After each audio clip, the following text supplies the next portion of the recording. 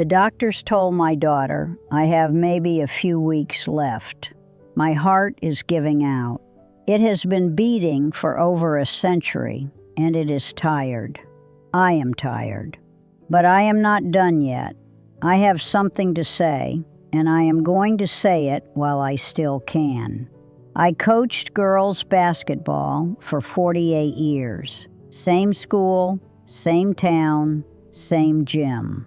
I watched more than 6,000 young women walk through my program and out into the world. I kept notes on every single one of them, index cards, what position they played, what their grades were, what their home life was like, and then later, what happened to them. I have been tracking these girls for decades. Some of them are grandmothers now. Some of them are dead, and I am about to join them. But before I go, I need to tell you what I learned. Because almost everything you believe about success is wrong. The talented girls, the naturals, the ones with all the advantages, they are not the ones who win. The ones who win are the ones you would never pick out of a lineup. Let me tell you about Stephanie Morrison. Stephanie was my point guard in 1981. Best natural athlete I ever coached in 48 years. And that is saying something. She could see the whole court like she was floating above it. She had hands that could catch anything. She was faster than anyone I ever saw in a girl's uniform. College scouts were coming to our games when she was a sophomore. Her picture was in the paper every week. Everyone in Muncie knew her name. Stephanie had a full ride to Purdue. She was going to play professionally overseas. That was not a question. That was a certainty. Everyone said so. Her parents said so. The newspapers said so. I said so. You know where Stephanie is today? She works at a call center in Indianapolis. She has been divorced twice. She has a daughter she raised alone. She peaked at 17 years old and spent the rest of her life trying to get back to Friday nights in that gym. She tore her ACL junior year at Purdue, never played the same again. But the knee was not what killed her future. It was the fact that she had never developed anything except her talent. She had never learned to work for something. She had never failed at anything. She had never had to be resilient because everything came easy. When the talent went away, there was nothing underneath it. Stephanie called me last month when she heard I was dying. She cried on the phone for 20 minutes. She told me she wasted her whole life. 40 years of regret because nobody ever taught her what to do when the gifts stopped working. I am telling you now so you do not end up like her. Now let me tell you about Karen Wojcik. Karen was on the same team as Stephanie. She was a backup forward. She was slow. She could not shoot. She was not particularly smart in the classroom. She came from a family with nothing. Her father left when she was 6. Her mother cleaned houses. Karen rode the bench most of her junior year. She could have quit. Nobody would have noticed. But Karen showed up. Every practice, every drill, every film session. She never complained. She never made excuses. She just kept working. Senior year, our starting power forward got pregnant and had to leave the team. Karen went in. She was not great, but she was prepared. She played every game the rest of the season. She made the all-conference team. Not because she was talented, because she refused to quit. Karen did not get a scholarship. She went to community college, worked nights at a nursing home, then transferred to Ball State. She became a registered nurse. She has been married to the same man for 39 years. She has 3 kids who all turned out well. She runs the oncology unit at the hospital now. She volunteers coaching youth basketball on weekends. Karen figured out what Stephanie never did. The game is not about talent. The game is about what you do when your talent runs out. I am telling you this because you are probably living your life like Stephanie. You are coasting on whatever natural advantages you have. Your looks, your intelligence, your parents' money, your connections. And you think those things are going to carry you. They will not. I have watched this pattern repeat for nearly half a century. The girls with every advantage who end up with nothing. The girls with nothing who end up with everything. It happens so consistently that I stopped being surprised by it decades ago. You want to know what actually predicts who wins in life? It is not talent. It is not intelligence. It is not money. It is not connections. It is what you do when things go wrong. That is it. That is the whole game. Everything else is decoration. The girls who learned to handle adversity, they figured it out. The girls who were protected from adversity, they crumbled the first time life hit them in the mouth. And life always hits you in the mouth eventually. I am getting hit in the mouth right now. My body is failing and there is nothing I can do about it. But I have been hit before. I know how to take a punch. Do you? I had a girl in 1976 named Lisa Hartman. She was in my PE class before she joined the team. Smart as hell, valedictorian, full scholarship to Indiana University. Everyone expected her to become a lawyer. Her mother died of breast cancer the summer before her senior year of college. Lisa fell apart. She dropped out. She never went back. Last I heard, she was working retail somewhere and had been through a string of bad relationships. Lisa had never faced a real problem in her life until she was 21 years old. When a real problem finally arrived, she had no tools to deal with it. Nobody had ever let her struggle. Nobody had ever let her fail. Nobody had ever let her figure things out on her own. Her parents thought they were helping her by clearing every obstacle out of her path. They destroyed her. If you are a parent watching this, hear me. This might be the last thing I ever say to you about raising children. So listen. Stop protecting your kids from difficulty. You are not helping them. You are crippling them. Every problem you solve for them is a rep they do not get. Every failure you prevent is a lesson they never learn. The girls I coached who came from hard homes, the ones who had to work, the ones who faced real struggles, they almost always turned out better than the girls who had everything handed to them. Not because suffering is good, because overcoming suffering builds something inside you that nothing else can build.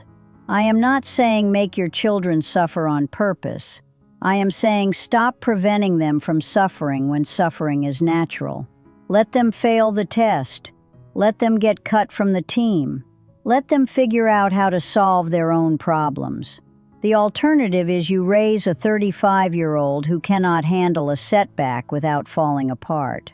I see this in your generation. I see it clearly. You were raised to believe you were special. You were given trophies for showing up. You were told you could be anything you wanted to be. And now you are anxious, depressed, and paralyzed by the smallest obstacles because nobody ever taught you how to lose. Listen to me. Losing is the most important skill you can develop, not winning. Losing, because life is mostly losing. Life is mostly things not going your way. Life is mostly disappointment and setback and failure. The people who learn to handle that are the people who make it. The people who cannot handle that spend their lives avoiding anything that might hurt them. And when you avoid everything that might hurt you, you avoid everything that might help you grow. I had another girl. This was 1968. Her name was Patricia Okonkwo. Patty, smallest girl on the team, maybe 5'2", 110 pounds. She wanted to play center. I told her she was too small. I told her she would get pushed around out there. I told her to try point guard instead. Patty looked me right in the eye and said, "Coach, I am going to prove you wrong." And she did. She was not tall enough or strong enough, so she became the smartest player on the court. She studied our plays more than anyone I ever coached. She knew where every defender was going to be before they knew it themselves. She could not shoot over people, so she learned angles nobody else saw.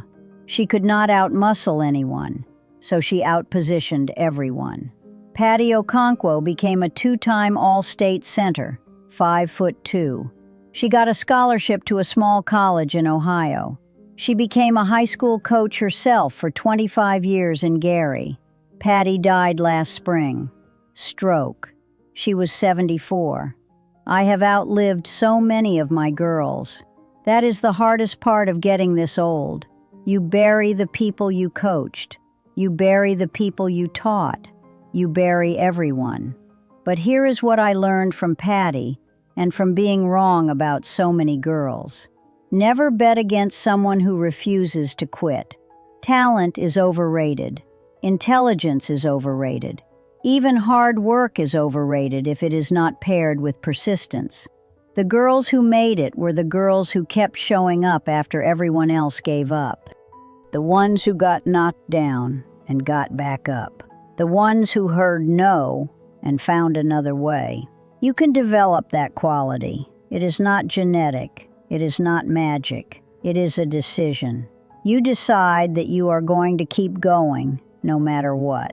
And then you keep that decision when everything in your body wants to stop. That is the whole secret. That is what 48 years of watching people taught me. The secret is that there is no secret. There is just the willingness to endure more than the next person. Now let me tell you something else, something harder. And I need you to pay attention because I do not have the strength to say this twice. Most of the mistakes you are making right now are not about working hard enough. They are about working on the wrong things. I watched girls dedicate their entire lives to basketball and end up with nothing because they never developed anything else. I watched girls ignore their families to chase careers that evaporated. I watched girls sacrifice their health to make money they never got to spend. You are probably doing some version of this right now. You are probably working very hard on something that does not matter. You are probably neglecting something that matters enormously. And you will not realize your mistake until it is too late to fix it. The thing about time is that it moves in one direction. You do not get to go back. You do not get a do-over. Every day you spend on the wrong priorities is a day you stole from the right ones. I know this better than anyone now. I am counting my days in single digits, and I can see with perfect clarity what mattered and what did not. The clarity comes too late for me. It does not have to come too late for you. I had a player in 1985 named Michelle Draper. Hardest working girl I ever coached. First one to practice, last one to leave. Shot 500 free throws a day. Did extra conditioning. She was obsessed with getting a college scholarship. Michelle made it. Walked on at Notre Dame. Barely played. Blew out her back junior year. Came back to Muncie with nothing. But here is the tragedy. Michelle was one of the smartest girls I ever taught. She could have been an engineer, a doctor, anything. But she put all her eggs in one basket, basketball. When basketball was gone, she had nothing to fall back on. She worked at the glass factory until it closed. Then she worked odd jobs. She is still alive, living on disability, alone in an apartment. She told me once that she regrets putting everything into basketball and nothing into backup plans. Do not be Michelle Draper. Work hard, yes, but work hard on multiple things. Have backup plans. Develop skills that do not depend on your body holding up, or one company staying open, or one industry surviving. The world does not care about your plans. The world will take away whatever you depend on most. You better have something else. I want to talk about one more thing before my strength gives out. This might be the most important thing I say. I coached for 48 years. I taught for 48 years. I watched 6,000 girls grow up, and the single biggest predictor of whether someone ended up happy had nothing to do with their career or their money or their achievements. It was whether they had people who loved them. That is it. The successful women who were alone were miserable. The unsuccessful women who had strong families and good friends were content, every single time. I had girls who went on to make millions of dollars and ended up divorced, estranged from their children, dying alone in big empty houses. I had girls who never made much money at all, who are surrounded by grandchildren and friends, and die with people holding their hands. Which life would you choose? I know which one I have. My daughter Carol and her family took me in when I could not take care of myself anymore. My great-granddaughter reads to me every night. Former players visit me every week. Some of them drive hours to sit with me. When I die, I will not die alone. I will die surrounded by women whose lives I touched. That is worth more than any championship trophy. That is worth more than any amount of money. That is the only thing that matters when you get to the end. And I am at the end. I know what your generation thinks. You think you can have both. You think you can chase the career and the money, and somehow the relationships will take care of themselves. They will not. Relationships require time. Relationships require presence. Relationships require you to show up when you do not feel like it. Listen when you are tired. Forgive when you are angry. You cannot outsource that. You cannot optimize that. You have to actually do it. And most of you are not doing it. You are texting instead of calling. You are scrolling instead of talking. You are working instead of being present. And then you wonder why you feel alone. My husband Harold and I were married for 42 years. He died in 1989. I have missed him every single day since.